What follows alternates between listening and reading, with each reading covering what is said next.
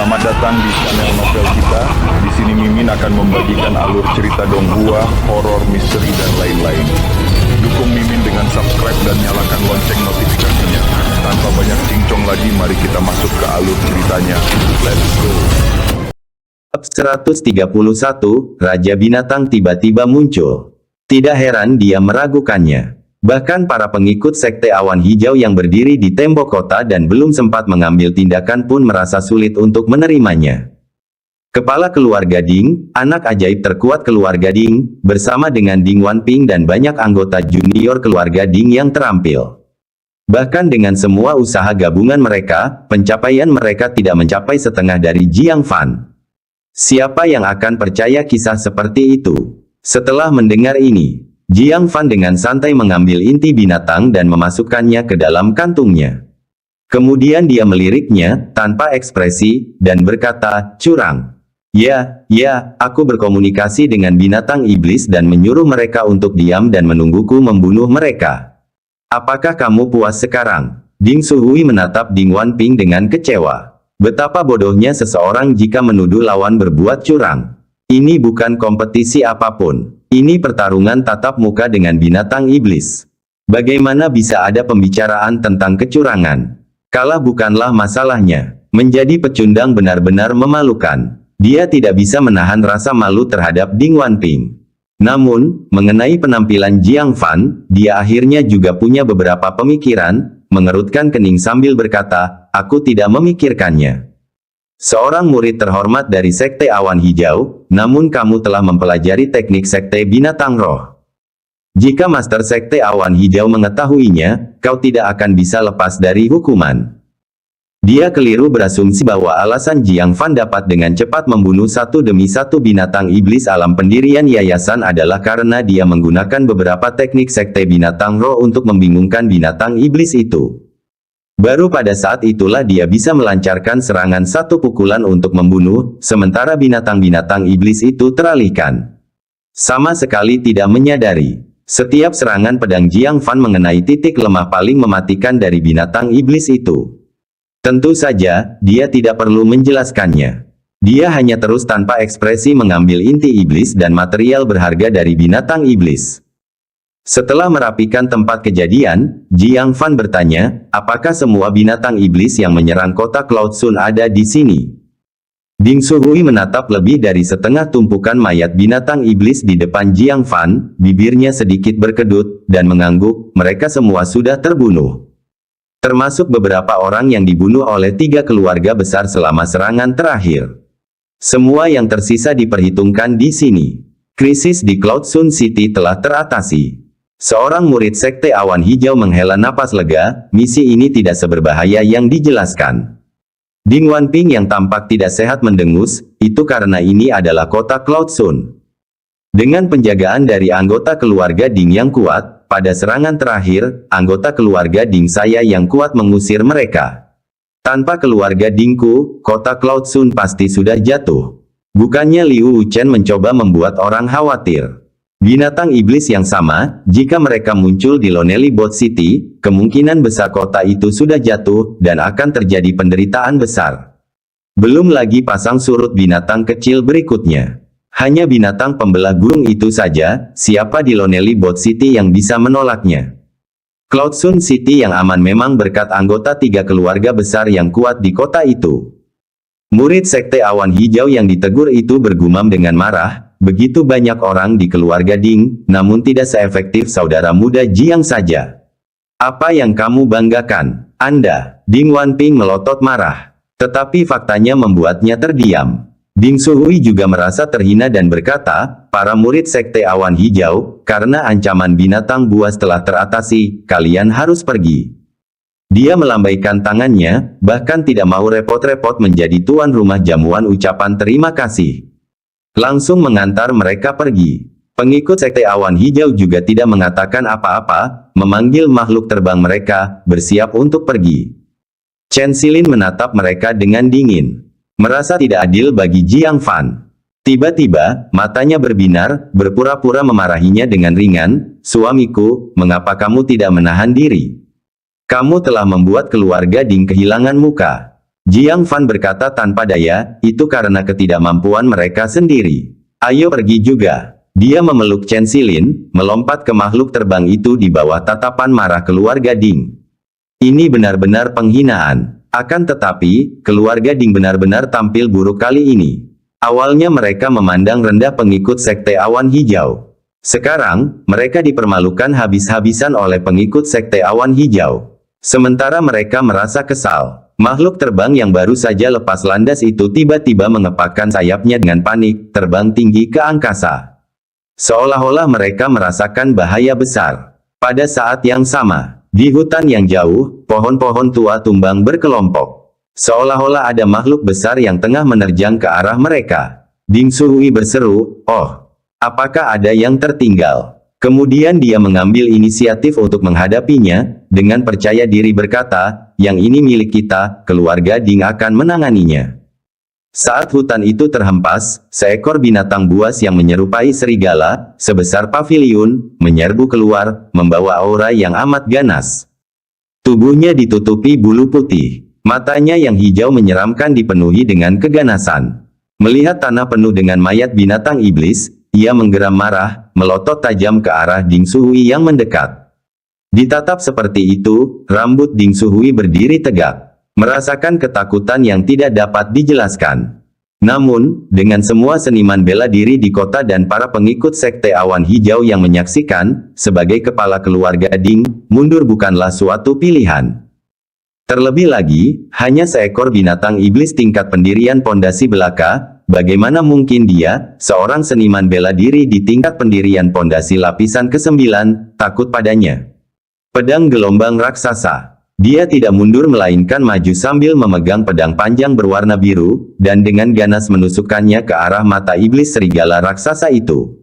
Tentang makhluk terbang di langit. Jiang Fan memperhatikan iblis serigala yang sangat besar itu dan tak dapat menahan diri untuk bergumam, binatang kristal putih.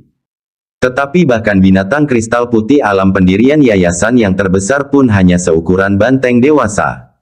Mengapa yang ini berbeda dari deskripsi di panduan bergambar? Tiba-tiba, Jiang Fan memikirkan sesuatu. Jantungnya berdebar kencang, dan wajahnya berubah drastis. Dia berteriak dengan tergesa-gesa, "Cepat pergi. Ini adalah Raja Binatang dari Gunung 100 Binatang. Hanya binatang kristal putih yang berhasil menembus alam pembentukan fondasi dan mencapai alam pembentukan inti yang dapat tumbuh hingga ukuran sebesar itu. Dan di antara binatang iblis alam formasi inti, di dalam wilayah Sekte Awan Hijau, hanya ada satu. Itu adalah Raja Binatang dari Gunung 100 Binatang. Raja Binatang ini ternyata telah mengincar kota awan matahari. Tak heran kalau binatang pembelah gunung yang langka itu muncul di sini. Itu dibawa oleh Raja Binatang. Apa? Mendengar peringatan mendesak dari langit, Ding Suhui terkejut. Raja Binatang ini adalah makhluk yang bahkan para tetua Sekte Awan Hijau pun waspadai.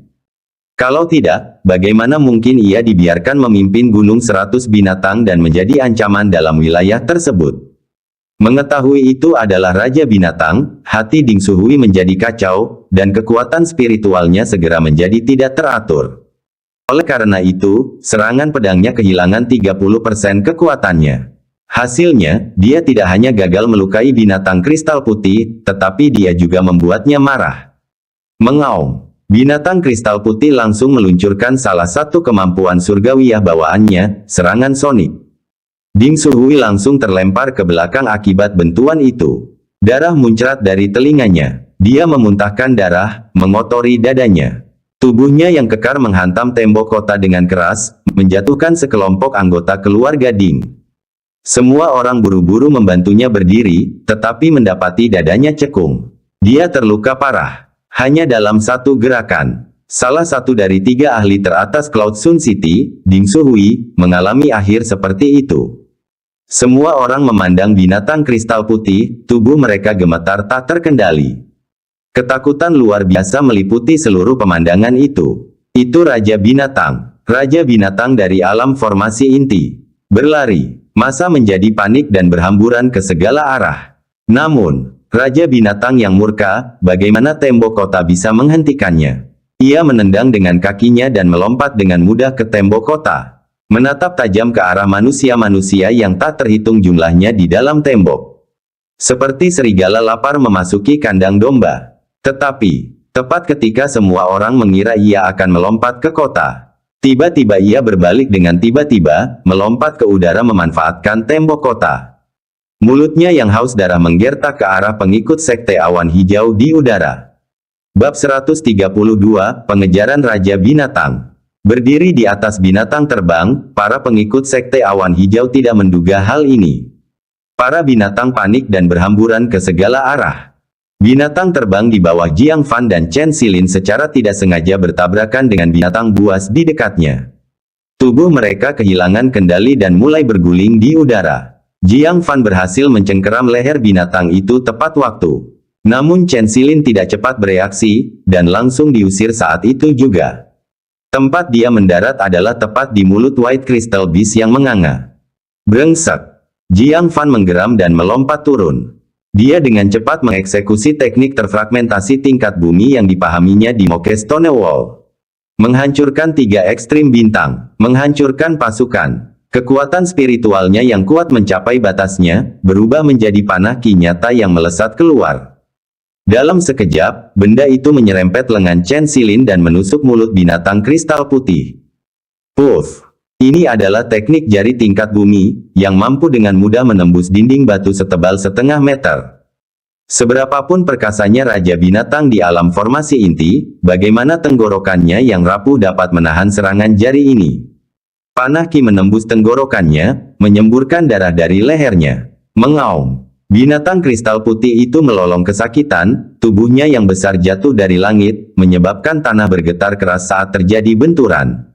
Jiang Fan memanfaatkan kesempatan ini untuk menangkap Chen Xilin.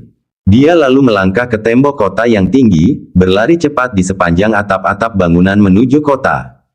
Beberapa seniman bela diri yang melarikan diri secara tidak sengaja berbalik untuk menyaksikan pemandangan ini, semuanya menunjukkan ekspresi terkejut. Seorang murid biasa di lapisan keempat dari pendirian fondasi telah melukai Raja Binatang. Namun, binatang kristal putih sangat marah. Matanya yang berwarna merah darah menatap tajam ke arah Jiang Fan, memancarkan tatapan membunuh. Dengan lompatan yang kuat, ia menerkam ke arah Jiang Fan yang sedang memanjat tembok kota. Jiang Fan merasakan bayangan besar menyelimutinya dari belakang. Nafas busuk dari mulut Raja Binatang menghantamnya tepat di wajahnya. Pada saat ini, seluruh tubuhnya berdiri tegak dengan bulu kuduk berdiri. Rasa krisis yang sangat besar menimpanya. Pada saat kritis, dia dengan tegas menghunus pedang hitamnya, melancarkan serangan dahsyat ke belakang tanpa melihat. Pedang cahaya pembelah. Tanpa waktu untuk mengumpulkan kekuatan spiritual yang cukup, dia terpaksa menggunakan bentuk pertama dari Sword Heart Engraving. Begitu pedang panjang itu terhunus, udara bergejolak dengan liar. Pedang ki yang teramat tajam menghantam binatang kristal putih di belakangnya. Seketika itu juga berubah menjadi ledakan dahsyat. Chen Xilin, yang tidak siap, menggigil, telinganya berdengung karena terkejut. Binatang kristal putih tidak menyangka manusia sederhana ini akan menggunakan teknik tingkat bumi yang kedua. Pedang ki menghancurkan sebagian besar bulunya, memperlihatkan tulang-tulang putihnya yang mengerikan. Tulang ditutupi retakan padat. Pedang ini telah melukai urat dan tulangnya. Pada saat yang sama, ia menjatuhkan binatang itu dari tembok kota. Memanfaatkan kesempatan ini, Jiang Fan memanjat tembok dan melompat ke dalam kota. Mengaum. Darah mewarnai kepala White Crystal Beast, membuat wajahnya yang sudah ganas tampak semakin mengerikan. Matanya yang berwarna merah darah melotot mengancam ke sekeliling kerumunan. Segera terkunci pada Jiang Fan. Dengan kilatan tajam di matanya, ia melompat ke kota untuk mengejar. Dengan satu langkah saja, ia dengan mudah menghancurkan sebuah rumah. Sepanjang lintasannya, deretan rumah runtuh dengan suara keras. Jiang Fan menoleh ke belakang, merasakan hawa dingin di punggungnya. Ini adalah eksistensi alam formasi inti. Bagaimana dia dapat mengatasinya sendirian? Dia menggertakkan giginya. Jiang Fan berbelok ke gang dan menempatkan Chen Xilin di halaman. Dia lalu memanjat atap dan membawa binatang itu keluar kota. Jika tetap berada di kota, sudah pasti akan terjadi serangkaian pembantaian berdarah, yang menewaskan orang-orang tak bersalah. Dia juga tidak akan bisa sepenuhnya menggunakan tekniknya di tempat ramai, untuk menghindari memukul orang lain. Ia harus memancingnya keluar kota terlebih dahulu. Binatang kristal putih yang terluka berulang kali diliputi kebencian terhadap Jiang Fan. Mengejarnya saat dia berlari keluar. Melihatnya mengejar, Jiang Fan dengan tegas menggunakan Solitary Wild Goose Shadow, kecepatannya meningkat beberapa kali lipat. Meski masih belum secepat White Crystal Beast, tetapi itu cukup untuk menghindari penangkapan langsung. Dia melompat cepat di sepanjang jalan. Tanpa sengaja, dia mendekati keluarga Ding. Ding Suhui yang terluka parah melihat binatang kristal putih mengejar Jiang Fan ke arah mereka. Dengan wajah pucat, dia berteriak panik. Tutup gerbangnya. Tutup gerbangnya cepat. Jangan biarkan Jiang Fan membawa Raja Binatang Buas ke sini. Anggota keluarga Ding segera menutup gerbang. Para anggota klan berkumpul bersama, seakan-akan menghadapi musuh besar. Wajah Jiang Fan menjadi gelap. Dia terus berlari keluar. Sepanjang perjalanan, keluarga besar dan kecil, semuanya panik menutup pintu, tidak berani membiarkan Jiang Fan masuk. Takut membawa bencana pada keluarga mereka sendiri. Sekelompok orang bodoh yang egois. Jiang Fan sangat kecewa. Sarang semut dapat membunuh seekor gajah. Kalau saja semua keluarga bersatu, mengumpulkan semua ahli bela diri yang kuat, bahkan binatang kristal putih ini akan lari ketakutan. Upaya mereka untuk mempertahankan diri memungkinkan monster itu mengamuk di kota. Pada saat itu, sebuah rumah keluarga yang megah tiba-tiba kedatangan seorang lelaki tua berambut putih. Dia menarik busur panjang dan menembakkan anak panah ke arah binatang kristal putih, sambil berteriak. Binatang buas! Apa kau pikir kota Cloud Sun tidak punya siapapun untuk menghentikanmu? Beraninya kau bersikap begitu sombong. Dentang. Bulu binatang itu, yang kaku bagai jarum baja, dengan mudah menangkis anak panah itu. Dia menatap tajam ke arah lelaki tua itu dan terus mengejar Jiang Fan. Jiang Fan juga melirik lelaki tua itu dengan heran. Dia melihat plakat di rumah besar itu yang bertuliskan, Keluarga Lin. Teman muda. Ada sebuah danau 10 mil di sebelah timur, binatang ini takut air. Orang tua itu tidak dapat membantu Jiang Fan, tetapi dia dapat memberi nasihat. Mata Jiang Fan berbinar. Salah satu kelemahan White Crystal Beast adalah takutnya terhadap air. Akan tetapi, setelah mendengar jaraknya 10 mil, hatinya hancur. Dengan teknik gerakannya, dia tidak bisa berlari sejauh itu. Dia menyesal tidak mengolah Solitary Wild Goose Shadow ke lapisan kedua. Kalau dia sudah menguasai teknik lapisan kedua, serigala iblis tidak akan bisa mengejarnya.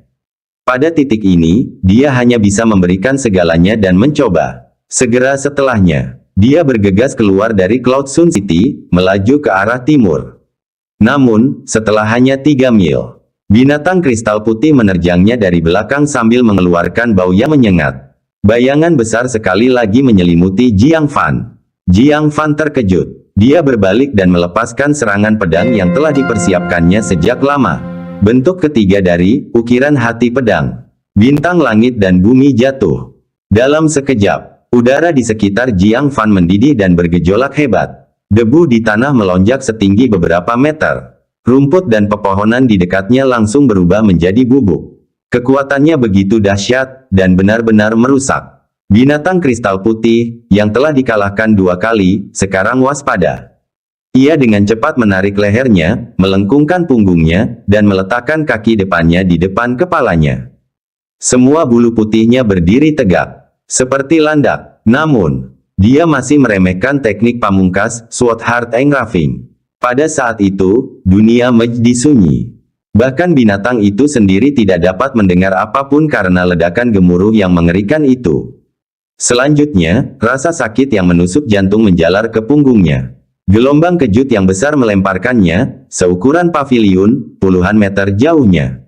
Saat debu mulai mengendap, mengabaikan dengingan di telinganya, binatang itu cepat-cepat menoleh ke belakang, terkesiap kaget.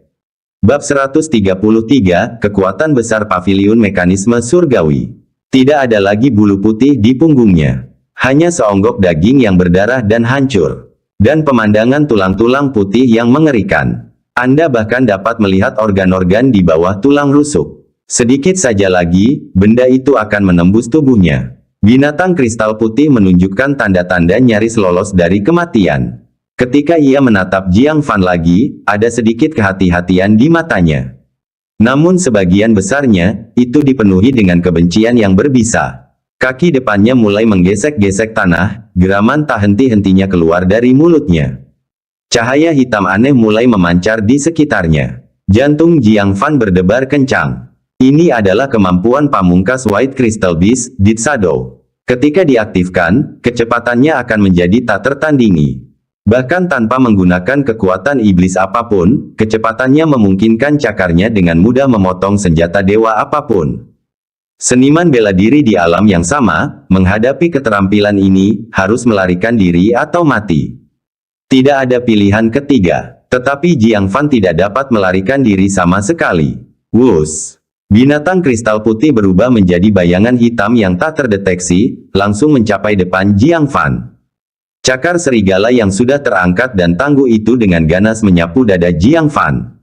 Dengan gesekan ini, Jiang Fan pasti akan dipotong menjadi beberapa bagian. Namun, binatang kristal putih tiba-tiba menyadari Jiang Fan tidak panik seperti yang dipikirkannya. Sebaliknya, sedikit rasa kegembiraan tampak di sudut mulutnya. Pada saat yang sama, binatang kristal putih menyadarinya. Pedang hitam Jiang Fan entah bagaimana telah digantikan dengan pedang panjang yang memancarkan cahaya ungu. Pedang ini membuatnya merasa sangat gelisah. Sensasi kematian yang mengerikan segera menjalar ke seluruh tubuhnya. Dia ketakutan, takut, dan dipenuhi penyesalan. Ia tidak mengerti mengapa mengejar anak manusia ini begitu aneh. Jelas, kultivasinya tidak kuat, tapi dia lebih merepotkan dan lebih menakutkan daripada para seniman bela diri di lapisan pendirian pondasi ke-7 atau ke-8.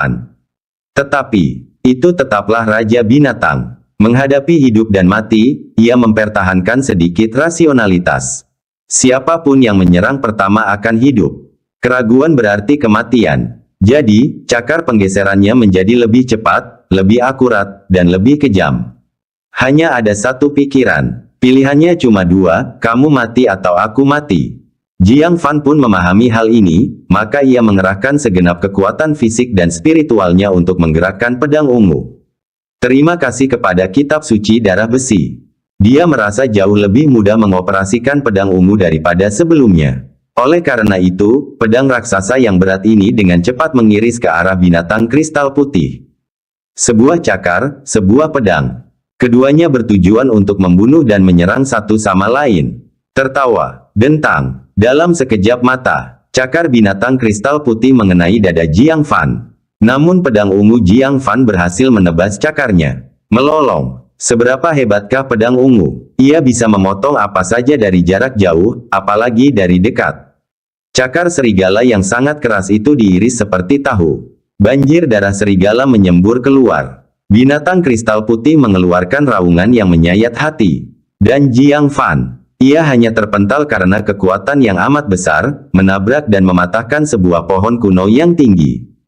Meskipun benturan itu menyebabkan luka dalam dan darah menetes dari mulutnya, dadanya tidak tertusuk oleh cakar itu.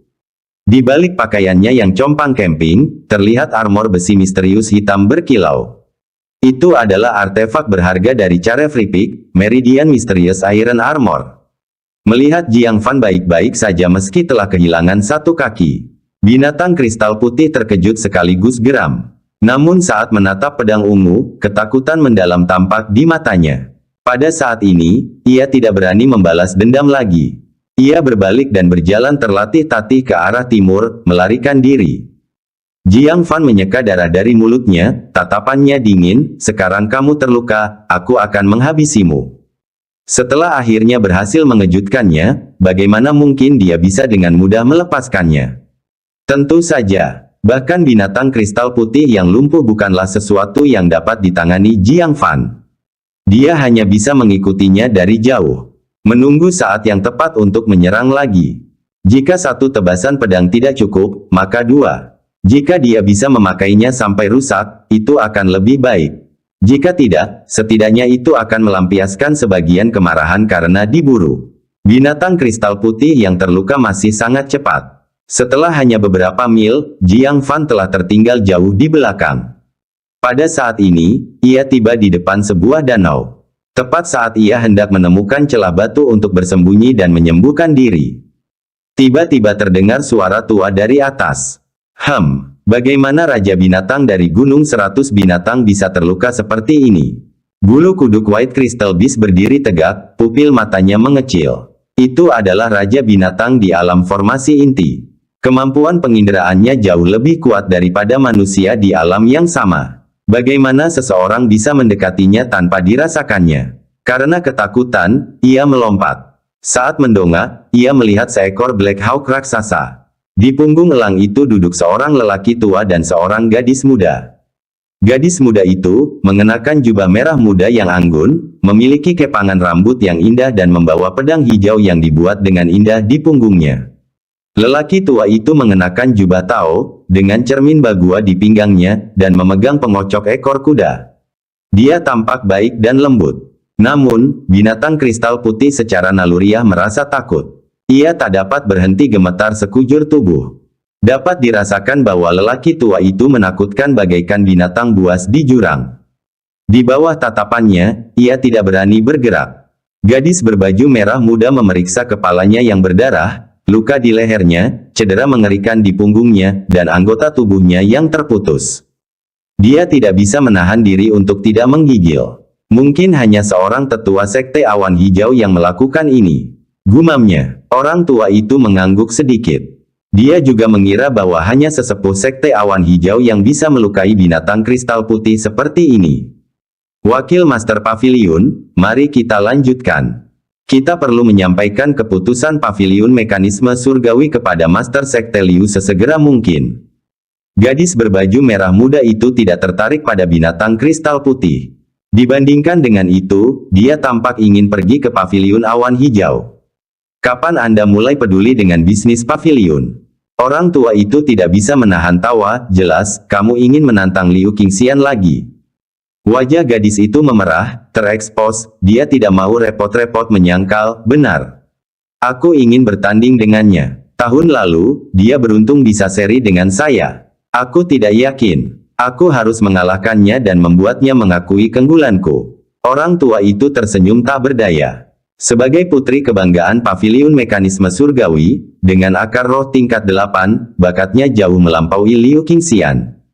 Namun dalam pertarungan terakhir mereka, dengan mengandalkan berbagai cara, Liu Qingxian berhasil seri dengan gadis berbaju merah muda. Sungguh memalukan yang tidak bisa diterimanya. Dia telah bekerja keras selama setahun, bertekad untuk mengalahkan Liu Qingxian secara meyakinkan. Tenang saja, kecuali dia punya bimbingan kelas dunia, akan sulit mengalahkanmu. Bakat menentukan batas atas seseorang. Selama setahun, kekuatan gadis berbaju merah muda itu telah mencapai tingkat yang sangat tinggi. Liu Qingxian tidak dapat menyamainya lagi. Kalau begitu, ayo cepat. Mata gadis berbaju merah muda itu berbinar, mendesak dengan penuh semangat. Orang tua itu tersenyum, jangan terburu-buru, mari kita hadapi Raja Binatang ini terlebih dahulu. Anggap saja ini sebagai bantuan kecil untuk tetua Sekte Awan Hijau. Setelah mengatakan hal itu, dia menyingkirkan senyumnya, lalu menatap ke arah White Crystal Beast di bawahnya. Raja Binatang ketakutan. Ekornya terselip, melompat dengan 3 kaki. Ekspresi lelaki tua itu tetap tidak berubah, dan dia mengibaskan kepang ekor kudanya. Dengan suara dentuman yang keras. Binatang kristal putih itu, setelah berlari beberapa puluh kaki, tiba-tiba mengeluarkan teriakan menyedihkan. Darah mengalir keluar dari lubang-lubangnya, jelas terluka parah di dalam. Namun, dengan tubuhnya yang kuat, ia terus berlari ke hutan yang jauh. Oh, dia selamat dari seranganku. Aku meremehkan binatang ini. Terima pukulan lagi. Mata lelaki tua itu menajam. Dia hendak mengejarnya. Tiba-tiba, kilatan cahaya ungu muncul dari hutan. Menembus tubuh besar White Crystal Beast. Tanpa berteriak sedikit pun, tubuhnya roboh dan terbelah menjadi 2. Melihat ini, lelaki tua itu menarik napas dalam-dalam, ki pedang begitu kuat. Mungkinkah itu Huang Zantian dari Sekte Awan Hijau? Di dalam Sekte Awan Hijau, hanya dia yang bisa melepaskan ki pedang sekuat itu. Gadis berbaju merah muda itu juga menunjukkan sedikit keterkejutan, bukankah mereka mengatakan Sekte Awan Hijau tidak memiliki ahli terkemuka? Penatua tertinggi ini tampaknya sangat tangguh. Orang tua itu menyeringai, sepertinya, setelah bertahun-tahun mengasingkan diri, ilmu pedangnya telah meningkat. Ayo kita temui dia. Mereka segera turun. Orang tua itu tertawa terbahak-bahak ke arah hutan. Huang tua, kau harus berbagi raja binatang ini denganku. Dia tidak bisa menyelesaikan kalimatnya. Gadis berbaju merah muda itu juga tercengang. Sebab, yang muncul dari hutan, bukanlah Huang Zantian. Bab 134, Kesalahan Penilaian. Namun sebaliknya, yang datang adalah seorang pria muda. Si tetua dan si gadis berpakaian merah jambu sama-sama tercengang. Orang yang melakukan gerakan itu bukanlah Huang Zantian, melainkan seorang pemuda yang usianya sangat muda. Apakah serangan mengerikan tadi benar-benar dilakukan oleh pemuda di hadapan mereka ini? Jiang Fan memperhatikan dua orang di depannya dengan sedikit ketakutan. Terutama orang tua ini. Baru saja dia menyaksikan serangan tetua itu dari jauh, yang menyebabkan binatang kristal putih terluka parah hingga hampir mati. Dia tahu betul betapa tangguhnya binatang kristal putih itu. Seberapa keras pun dia mencoba, dia tidak bisa menimbulkan kerusakan fatal padanya. Namun si penatua dengan acuh tak acuh mengibaskan kebutaannya dengan ekor kuda dan hampir membunuhnya. Kekuatan ini luar biasa tingginya. Tepat saat dia tidak tahu bagaimana berbicara, si penatua mengambil alih dan bertanya, siapakah kamu? Jiang Fan berpikir sejenak, lalu mengeluarkan kertas dan pena, menuliskan, Sekte Awan Hijau, dalam 3 karakter. Agar tidak terungkap lebih banyak, ia memutuskan untuk kembali ke kebiasaan lamanya, terus berpura-pura bisu. Mustahil. Gadis itu berkata dengan tegas, sejak kapan Sekte Awan Hijau memiliki murid sekuat dirimu? Melukai binatang kristal putih seperti itu, lalu mengirisnya menjadi 2 dengan 1 serangan, aku ragu bahkan beberapa tetua pun bisa melakukannya. Tetua itu mengamati Jiang Fan, sambil berpikir keras, mungkinkah Anda adalah tetua yang baru dipromosikan dari Sekte Awan Hijau? Dia pernah mendengar bahwa Master Jiwa dari Sekte Awan Hijau gemar meramu pil roh untuk umur panjang dan kecantikan. Mungkinkah pemuda di hadapannya ini sebenarnya adalah seorang tua setengah baya yang telah meminum pil seperti itu? Hanya penjelasan seperti itu yang dapat menjelaskan penampilannya yang muda dan kekuatannya yang luar biasa kuat. Jiang Fan terkejut sejenak. Teman yang baik, dia bahkan belum memikirkan penjelasannya. Orang yang lebih tua telah menjelaskannya padanya. Jiang Fan mengangguk dan menjawab, ya, itu benar. Bolehkah aku bertanya siapa kamu? Untuk menghindari pertanyaan lebih lanjut, dia bertanya kembali. Sang sesepuh tersenyum, mengibaskan kepang ekor kudanya dan berkata, bahwa kau tidak mengenaliku, itu artinya kau adalah sesepuh yang baru dipromosikan. Saya Yu Yunzi, salah satu dari 4 wakil Master Paviliun Mekanisme Surgawi. Apa? Hati Jiang Fan bergetar, hampir berteriak karena terkejut. Tak disangka dia telah bertemu dengan tokoh penting seperti itu. Tak heran dia begitu tangguh, melukai Raja Binatang hanya dengan jentikan kocokannya. Dia segera membungkuk memberi hormat. Gadis dalam gaun merah jambu itu menatapnya dengan ragu, seorang penatua yang baru dipromosikan begitu muda. Bagaimana ilmu pedangmu bisa sekuat itu? Dia mengamati Jiang Fan, penasaran saat melihat pedang terbungkus kain di punggungnya. Tepat saat dia hendak bertanya lebih lanjut, Yu Yunzi menegur dengan lembut, jangan kasar. Adalah tabu yang serius untuk menguping kemampuan bela diri orang lain. Dia kemudian membungkuk sedikit kepada Jiang Fan, ini adalah Nangong Xiaoyun. Dia masih muda dan kurang sopan, mohon jangan pedulikan kata-katanya. Seniman bela diri mana yang tidak memiliki rahasia sendiri? Sangat tidak sopan untuk gegabah menanyakan asal-usul perkawinan orang lain. Untungnya, si tetua pengertian, sehingga Jiang Fan tidak mendapat masalah. Jiang Fan mengangguk, lalu menulis, Raja Binatang ini dibunuh oleh tetua. Seharusnya itu milik tetua. Namun, bolehkah aku meminta untuk membawa inti monster itu bersamaku? Dia tahu tempatnya. Tanpa campur tangan Yu Yunzi, peluangnya untuk membunuh White Crystal Beast hampir nol. Sekalipun orang yang lebih tua mengakuinya, dia tidak akan mengeluh. Yu Yunzi tampak senang. Hal ini saja sudah menunjukkan bahwa sesepuh muda Sekte Awan Hijau ini memang berwatak baik, bukan orang yang tamak dan terlalu ambisius. Jadi, dia tersenyum lebar dan melambaikan tangan, kamu boleh memilikinya. Aku tidak membutuhkannya. Jiang Fan sangat gembira. Sambil membungkuk, dia segera mengambil pedang hitamnya, dan dengan cekatan menusuk perut binatang kristal putih. Setelah beberapa putaran, ia mengeluarkan mutiara pil seputih salju sebesar kepalan tangan. Benar saja, itu adalah inti monster alam formasi inti yang lengkap. Inti monster dari alam formasi inti tidak hanya dapat digunakan untuk menempa artefak tetapi juga untuk memurnikan pil roh untuk menerobos alam formasi inti. Itu adalah harta yang tak ternilai senilai 10.000 kristal. Dengan gembira dia menyeka darah itu, lalu menyelipkannya ke dalam kantungnya. Melihat ini, Nangong Xiaoyun merasa tidak senang. Dia telah dimarahi sementara dia mendapatkan semua keuntungannya. Wakil Master Pavilion, aku juga ingin mengambil beberapa materi dari Raja Binatang. Nangong Xiaoyun menggembungkan pipinya, bersenandung tidak senang. Yu Yunzi terkekeh, apakah kamu kekurangan uang? Sebagai putri kebanggaan Pavilion Mekanisme Surgawi, sumber daya apapun yang ia butuhkan ada di ujung jarinya.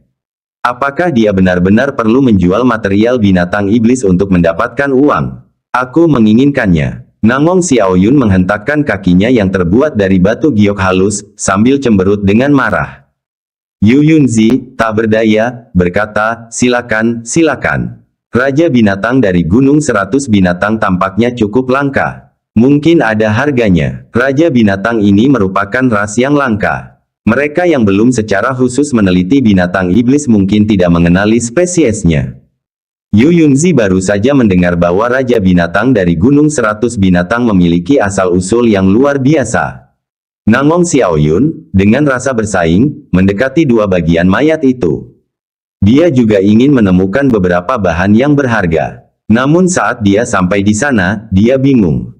Tubuh binatang iblis raksasa itu memiliki banyak bagian yang berharga dan tidak berharga, tetapi dia tidak dapat membedakan bagian mana yang mana.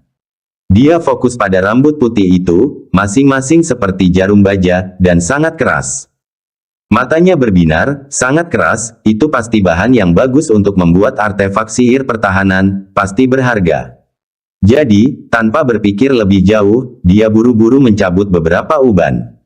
Jiang Fan tidak bisa berkata apa-apa. Dia berencana untuk mengambil sendiri bulu serigala itu.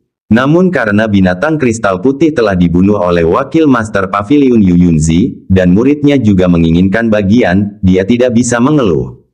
Untungnya, dia telah mempelajari White Crystal Beast secara rinci dari sebuah buku. Dia tahu rambut putih itu hanyalah salah satu bahan berharga di sana. Bahkan ada bagian yang lebih berharga di tempat lain. Dia mendekati kepala binatang kristal putih.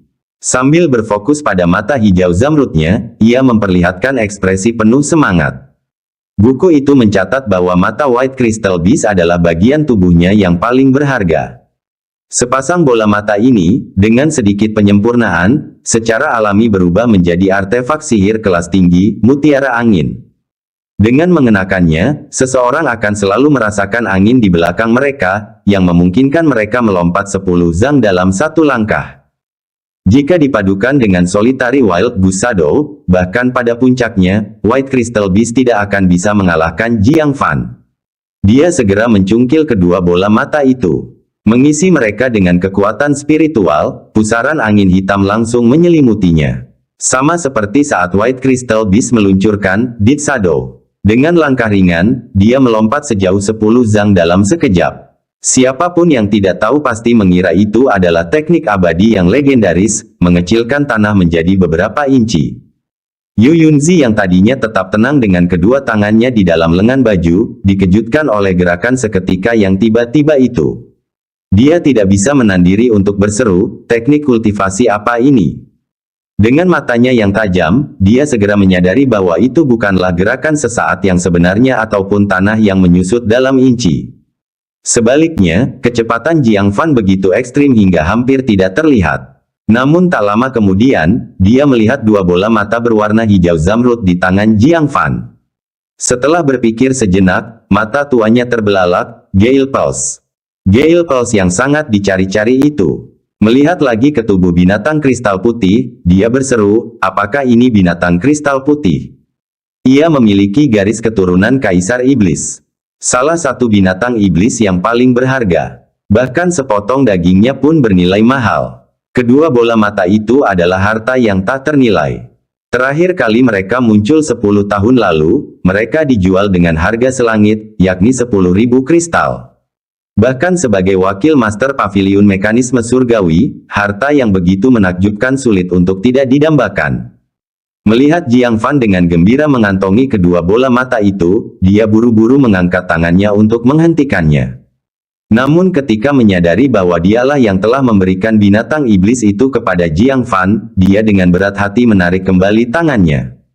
Tak berdaya menyaksikan Jiang Fan menyelipkan mutiara angin ke dadanya, dia merasakan sakit seakan ingin mencungkil mata tuanya. Bagaimana dia bisa salah menilai nilai dari Raja Binatang ini? Bab 135, Benci Besi Karena Tidak Menjadi Baja. Namun, masih ada beberapa bagian berharga pada White Crystal Beast. Dia tidak bisa mengingkari janjinya dan memilihnya sendiri. Tetapi dia bisa membiarkan Nangong Xiaoyun melakukannya. Melihat Nangong Xiaoyun masih mencabuti bulu serigala dengan penuh semangat, mulut Yu Yunzi berkedut. Orang-orang telah mengambil bagian paling berharga, dan Anda masih mencabuti bulu. Xiaoyun, daging binatang kristal putih mengandung banyak kekuatan spiritual dari bertahun-tahun mengonsumsi binatang roh. Itu adalah bahan tingkat atas yang langka. Nangong Xiaoyun terkejut. Apakah yang ada di tangannya tidak berharga? Kau seharusnya mengatakannya lebih awal. Gerutunya sambil mencabut belatinya. Tetapi melihat mayat yang sangat besar itu, dia tidak tahu harus mulai dari mana. Raja binatang ini penuh daging dari kepala sampai kaki. Sepertinya tidak ada gunanya untuk bertengkar, kan? Yu Yunzi baru saja hendak memberinya petunjuk ketika dia melihat Jiang Fan melompat ke punggung binatang kristal putih dengan pedang hitamnya. Dia mencungkil tulang belakang yang patah dan mengeluarkan potongan daging yang tampak merah dan empuk yang tersembunyi di bawah tulang. Itu sangat padat dan elastis. Kekuatan spiritual yang dikandungnya jauh melampaui daging biasa. Jiang Fan mengeluarkan tas dan menaruhnya di dalamnya. Ini adalah salah satu bagian paling berharga dari White Crystal Beast, daging esensi. Seperti namanya, ini adalah bagian tubuh yang paling halus. Potongan daging ini sendiri mengandung lebih banyak kekuatan spiritual daripada seluruh daging lainnya yang digabungkan.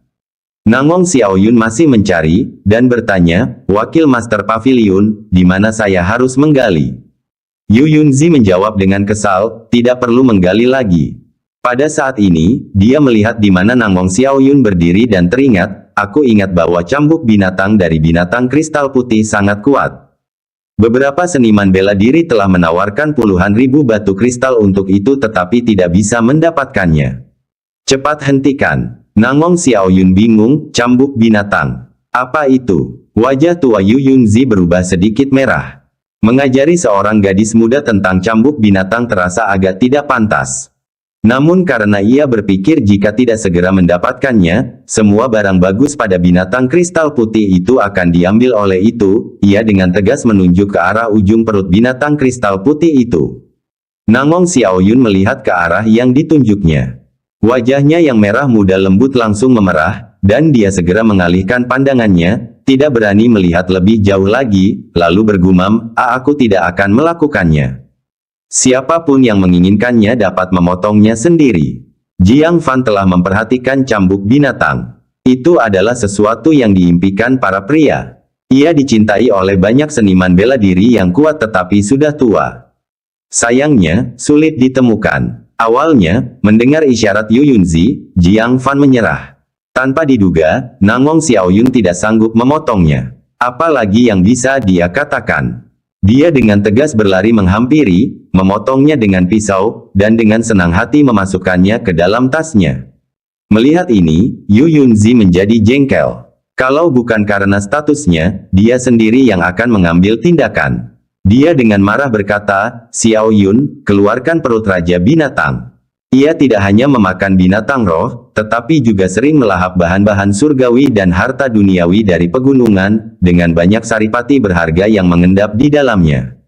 Nilainya tidak kurang dari daging esensi itu. Bagaimanapun, mereka setidaknya seharusnya mendapatkan satu hal, kan? Jiang Fan juga tahu bahwa perut binatang kristal putih itu berharga. Namun, karena dia sudah mendapat sebanyak itu, dia seharusnya merasa puas. Jadi dia meninggalkannya untuk orang lain. Nangong Xiaoyun menciutkan lehernya. Dia tahu bahwa jika dia tidak mendapatkan beberapa materi yang berharga, Yu Yunzi akan marah. Tetapi, saat dia memotong perut besarnya, yang jatuh adalah tumpukan isi bau yang lebih tinggi darinya. Dia segera mundur. Wakil Master Pavilion, saya tidak bisa menerima ini. Sambil memegang hidungnya, dia berkata dengan sedih, apakah ada bagian berharga lainnya? Aku akan mengambilnya. Yu Yunzi melambaikan tangannya, kamu kembali mencabuti bulu. Dia lelah. Mata Jiang Fan berbinar, dan dia menulis, Nona Nangong, apakah Anda benar-benar tidak menginginkan perut ini? Nangong Xiaoyun melotot tajam ke arahnya, semuanya milikmu, bocah kasar. Jiang Fan sangat gembira. Dia buru-buru menyeret perut besar itu ke danau terdekat. Dia membuang semua isinya. Kemudian membersihkannya secara menyeluruh, memperoleh perut yang tak ternilai harganya. Perut binatang kristal putih adalah bahan obat bermutu tinggi. Sebuah foundation establishment realm bernilai sangat mahal. Apalagi yang berada di alam formasi inti. Jiang Fan tidak ragu jika dia menjualnya kepada Wen Hongyao, dia akan memperlakukannya seperti bodhisattva hidup.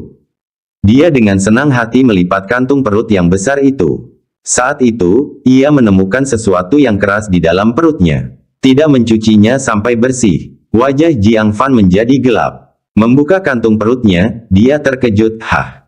Apa ini? Dia melihat gulungan besi seukuran telapak tangan tertanam di dinding perut. Ketika dia mengeluarkannya, dia menemukan karakter-karakter aneh terukir di sana. Yu Yunzi juga merasakan sesuatu yang tidak biasa dan datang untuk melihat, memperlihatkan ekspresi heran, gulungan perak buku pil. Ternyata itu adalah gulungan perak buku pil. Gulungan ini mencatat rahasia alam rahasia Kaisar Iblis. Di alam rahasia Kaisar Iblis, peluangnya sangat luar biasa. Konon, seorang Raja Iblis yang masuk ke sana mungkin memiliki kesempatan untuk menerobos ke alam Kaisar Iblis. Jika seorang seniman bela diri formasi inti manusia masuk, ada peluang untuk menerobos dan menjadi ahli tahap jiwa baru lahir. Raja binatang ini memiliki gulungan seperti ini yang tersembunyi di dalam tubuhnya. Yu Yunzi menunjukkan ekspresi keinginan yang kuat. Sebagai seseorang yang berada pada tahap akhir pembentukan inti, tahap Naschen Soul adalah tujuan hidupnya. Alam rahasia Kaisar Iblis tidak diragukan lagi adalah salah satu jalannya. Namun setelah melihat karakter tersebut dengan lebih jelas, dia segera tenang dan mendesah, sayangnya, karakter tersebut menggunakan bahasa ras iblis.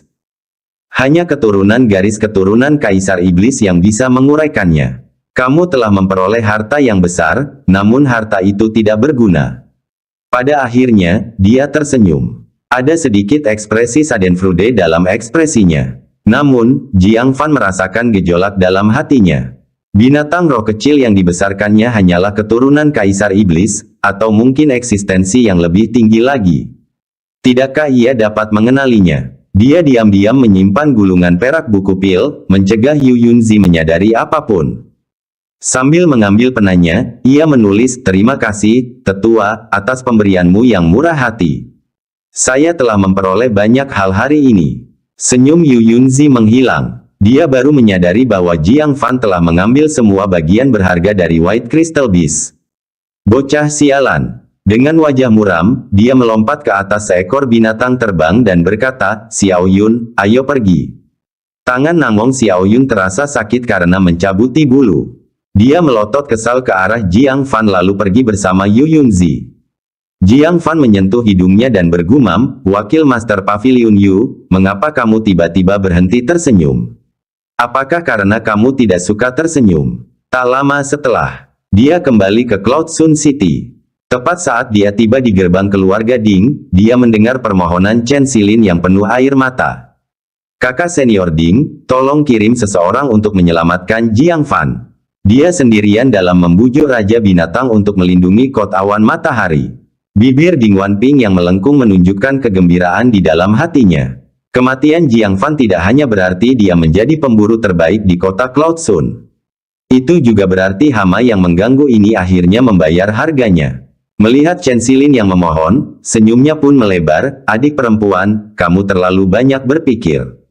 Jiang Fan hanya panik dan berlari tanpa peduli. "Aku bahkan tidak menyalahkannya karena membawa Raja Binatang Buas dan menghancurkan kota Matahari Awan.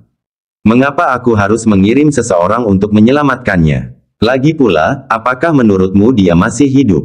Dia mungkin sudah ada di perut Raja Binatang. Mungkin dia sudah dikeluarkan, hahaha." Mendengar ini, Chen Xilin semakin menangis, diliputi kesedihan. Pada saat yang sama, dia menatap Ding Wanping dengan penuh kebencian, "Kamu hanya bahagia sekarang.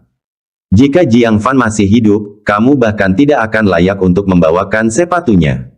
Hal ini menyengat Ding Wanping. Dia dengan marah mengangkat tangannya dan menamparkan Chen Xilin dengan keras, sambil menggeram, "Kamu gadis celaka, bahkan dalam kematian, kamu masih membela Jiang Fan. Jika kau punya nyali, bawa dia kembali untuk menantangku." Bam! Pada saat itu, pintunya tiba-tiba ditendang hingga terbuka. Pada saat yang sama, cahaya hitam menyala. Jiang Fan muncul di hadapan Ding Wanping, seakan-akan daratan menyusut beberapa inci. Bab 136 Kegilaan Terakhir. Sebelum telapak tangan Ding Wanping sempat mendarat, Jiang Fan menamparkan wajah Ding Wanping. Setelah berlatih dalam kitab suci darah besi, fisiknya jauh lebih kuat daripada orang biasa. Kekuatan tamparan yang dipicu kemarahan tidak terbayangkan. Sebuah tamparan keras bergema di seluruh Ding Mansion. Segera setelah, Ding Wanping berputar 3 kali di tempat. Jejak tangan berdarah dengan cepat membengkak di wajahnya. Kepalanya berputar. Dia tampaknya bahkan tidak mengerti apa yang telah terjadi. Ketika dia melihat sosok Jiang Fan di depannya, dia seperti melihat hantu. "Ah! Jiang Fan, kamu belum mati." Memukul. Respons Jiang Fan adalah tamparan lagi. Tamparan ini menyebabkan darah muncrat dari mulut dan hidung Ding Wanping. "Sentuh wanitaku. Kau cari mati." Jiang Fan menendang perutnya karena marah dan menjatuhkannya ke tanah. Baru pada saat itulah Chen Xilin kembali sadar. Dengan penuh kegembiraan, dia melemparkan dirinya ke pelukan Jiang Fan, memeluk erat lehernya dan membenamkan seluruh tubuhnya di dadanya, sambil menangis terseduh-seduh, "Kupikir kau sudah mati." Huhu. Jiang Fan menyeka air matanya dengan jarinya, lalu tersenyum, "Raja Binatang itu tidak mungkin membunuhku. Dengan pedang ungu di tangan, Raja Binatang hanya bisa melarikan diri." "Gadis bodoh, bukankah kamu biasanya pintar? Bagaimana mungkin kamu begitu bodoh sampai meminta bantuan Ding Wanping?" Setelah menghiburnya sejenak, dia pun memarahinya dengan lembut. Tidak perlu menjelaskan lebih lanjut tentang karakter Ding Wanping. Apa yang ingin dilakukannya kepada Chen Xilin bukanlah sekedar tamparan. Sulit untuk menjamin dia tidak akan menyentuhnya, atau bahkan memaksanya. Setelah menjadi tuan muda keluarga Ding, kesombongannya mencapai surga. Dengan berlinang air mata, Chen Xilin berkata dengan getir, "Saya putus asa.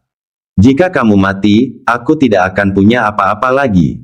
Tanpa disadari, Jiang Fan telah menjadi seluruh dunianya. Jika Jiang Fan meninggal, dia tidak akan lagi memiliki harapan terhadap dunia ini. Mendengar kata-kata itu, Jiang Fan merasa hatinya melunak, lalu memeluk pinggangnya dan menghiburnya dengan tenang. Sementara itu, Ding Wanping yang pipinya bengkak akibat tamparan itu, akhirnya terbangun karena rasa sakit yang membakar. Marah dan terkejut, dia bangkit dan berteriak, "Jiang Fan! Beraninya kau menyerangku di keluarga Ding? Saya adalah tuan muda keluarga Ding, yang ditunjuk langsung oleh Tuan Qin. Beraninya kau menyerangku? Hah!" Jiang Fan membebaskan Chen Xilin. Mengalihkan pandangannya ke Ding Wanping, tatapannya dingin, "Bukankah kamu selalu ingin bertarung denganku? Karena tidak ada seorang pun di sekitar, apakah kamu berani mencoba?" Ding Wanping sudah lama ingin memberi pelajaran serius pada Jiang Fan. Mendengar Jiang Fan memulai tantangannya, dia tertawa marah, "Dasar anjing. Menamparku 2 kali dan ingin mengakhiri konflik dengan adu tanding. Kamu sedang bermimpi. Aku akan membunuhmu." Dengan bunyi dentang, dia menghunus pedang panjang berwarna hitam dan menyerang Jiang Fan dengan marah. "Dasar anjing, aku akan membunuhmu." Pedang panjang hitam itu bersinar dengan cahaya roh. Pedang itu mengeluarkan ki pedang yang dahsyat saat menebas ke arah kepala Jiang Fan.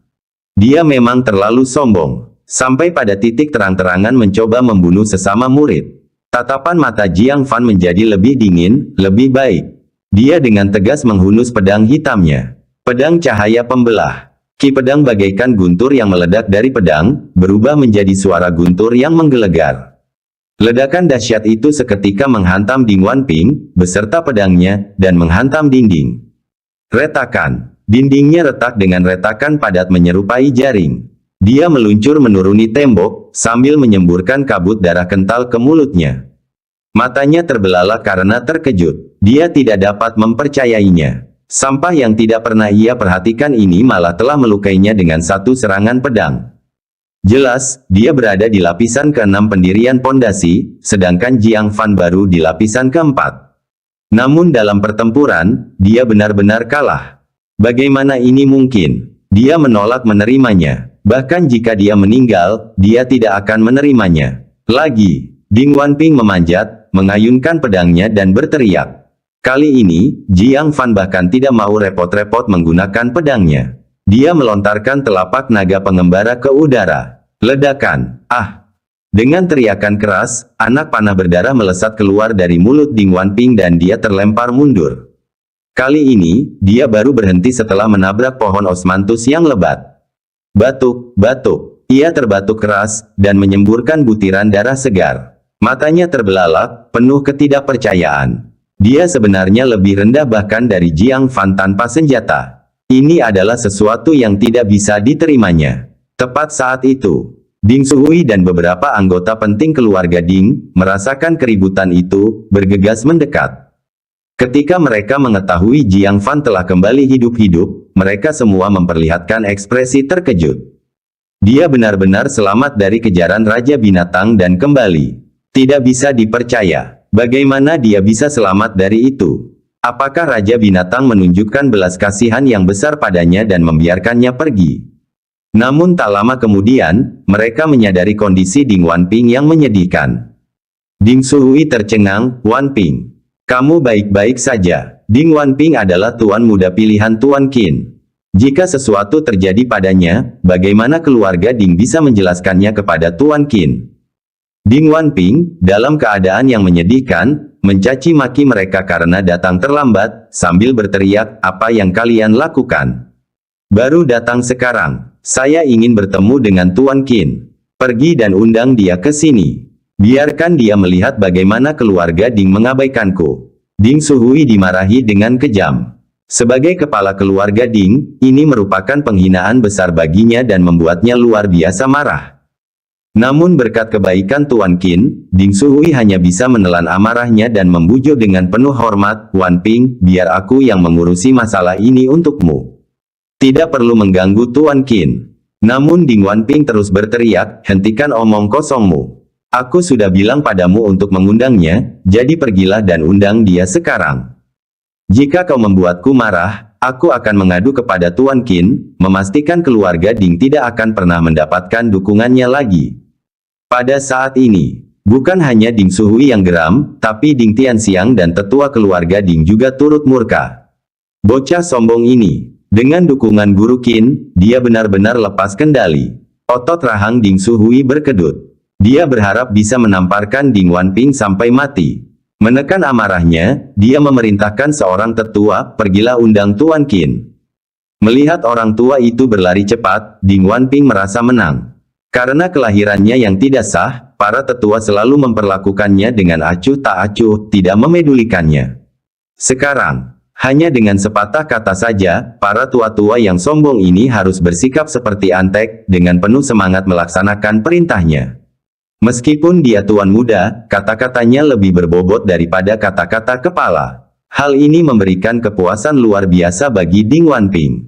Oleh karena itu, saat dia memandang Jiang Fan, dia sekali lagi tampak lebih unggul.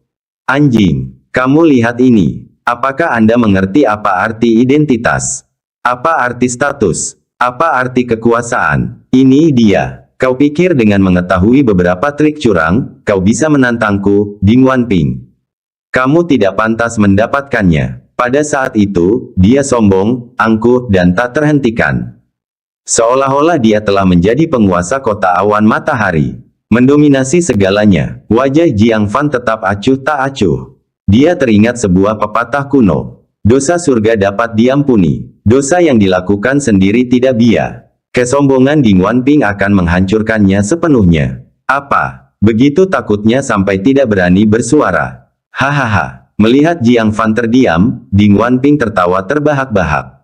Jiang Fan berkata dengan tenang, tindakan kegilaan terakhir. Bab 137 Qin Wen Yuan tiba. Dia hampir bisa meramalkannya. Setelah Qin Wen Yuan tiba, seperti apa pemandangannya nanti? Dan pada akhirnya, nasib macam apa yang menanti Ding Wanping?